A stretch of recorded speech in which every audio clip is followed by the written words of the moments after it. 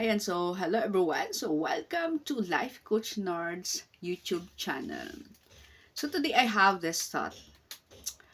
I thought that my spiritual questions meant I was failing.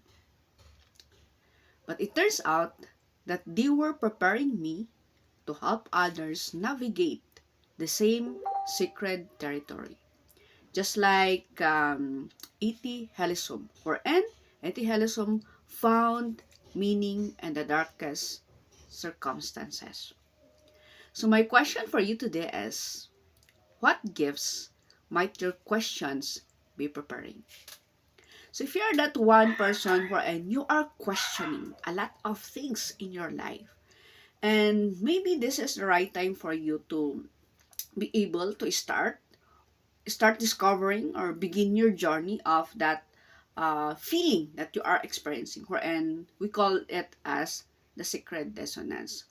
So I'm encouraging you to start your journey by answering the secret dissonance quiz. You're just going to invest at least at least 3 to 5 minutes of your precious time.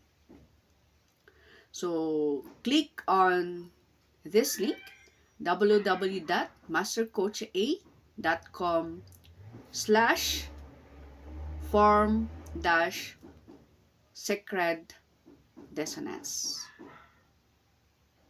So I'll be putting it in the caption of this video. And from there, as you start in there, you will be submitting your answers. And then after submitting that answers, yan, rediscover mo kung ano yung journey mo, kung sinong historical figure ang kapareho mo ng journey. And then from that, yan, you will be directed to the email address wherein you will be checking your email address wherein nandun din yung result ng quiz mo. And then from that quiz, or the result of that quiz and your email address is that andun yung group, the community na kapareho mo yung journey. So, join them para sa ganun, pare-pareho kayo ng language and you feel that belongingness. Okay?